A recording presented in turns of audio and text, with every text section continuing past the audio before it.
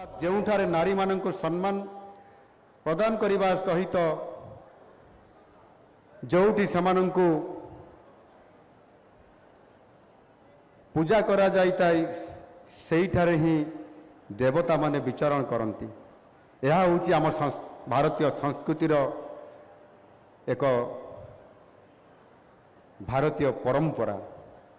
ନାରୀମାନଙ୍କୁ ସମ୍ମାନ ପ୍ରଦାନ କରିବା ଆମ ରାଜନୀତି ପ୍ରଶିକ୍ଷଣର ଇଏ ହେଉଛି ପ୍ରଥମ ଶିକ୍ଷା।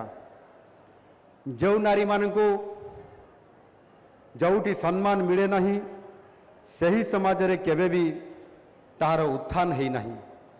ଆଜିର ଦିନରେ ଆମେ କହିପାରିବା ଯେ ଏହାର ଜ୍ୱଳନ୍ତ ପ୍ରମାଣ ହେଉଛି ଦେଶର ଯଶସ୍ୱୀ ପ୍ରଧାନମନ୍ତ୍ରୀ ମାନନୀୟ ଶ୍ରୀ ନରେନ୍ଦ୍ର ମୋଦିଜୀ। ଆପଣମାନେ ଜାଣନ୍ତି ଗତ ମେ 22 ତାରିଖରେ କାଶ୍ମୀରରେ ସୀମାପାର ଆତଙ୍କବାଦୀମାନେ ଆମ ମା'ମାନଙ୍କ ସିନ୍ଦୁର ପୋଛିବା ପାଇଁ ନିରୀହ ଲୋକମାନଙ୍କୁ ହତ୍ୟା କରିଥିଲେ। ଯଶସ୍ୱୀ ପ୍ରଧାନମନ୍ତ୍ରୀ ମୋଦିଜୀ ମା'ମାନଙ୍କର ଏହି ସିନ୍ଦୁର ମର୍ଯ୍ୟାଦାର ରକ୍ଷା କରିବା ପାଇଁ ଆରମ୍ଭ କରିଥିଲେ ଅପରେସନ୍ ସିନ୍ଦୁର।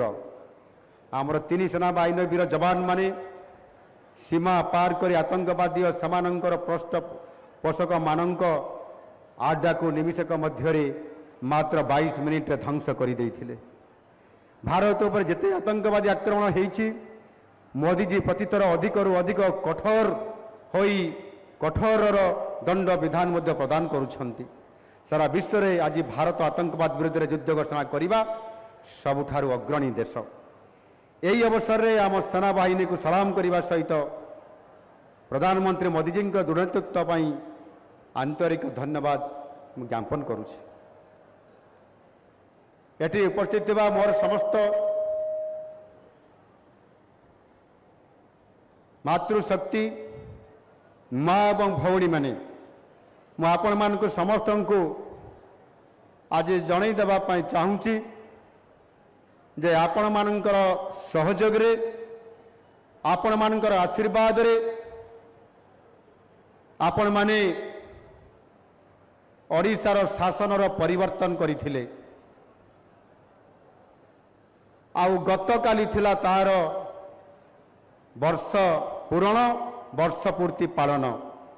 ଆଉ ସେହି ଦିନଠାରୁ ଆସନ୍ତା 23 ତାରିଖ ପର୍ଯ୍ୟନ୍ତ ଆମ ସରକାର 1 ବର୍ଷ ପୂର୍ତ୍ତି ପାଳନ କରିବା ପାଇଁ ଯାଉଛନ୍ତି ଏବଂ ପ୍ରତ୍ୟେକ ଦିନ ମାନଙ୍କରେ ବିଭିନ୍ନ କାର୍ଯ୍ୟକ୍ରମ ସହିତ ଆସନ୍ତା 20 ତାରିଖରେ ଆମ ଭାରତ ବର୍ଷର ଯଶସ୍ୱୀ ପ୍ରଧାନମନ୍ତ୍ରୀ ଶ୍ରୀଯୁକ୍ତ ନରେନ୍ଦ୍ର ମୋଦିଜୀ ଓଡ଼ିଶା ଆସୁଛନ୍ତି ଆମ ସମସ୍ତଙ୍କୁ ମାର୍ଗଦର୍ଶନ କରିବା ପାଇଁ ଏବଂ ଓଡ଼ିଶାକୁ ସଶକ୍ତକରଣ କରିବା ପାଇଁ।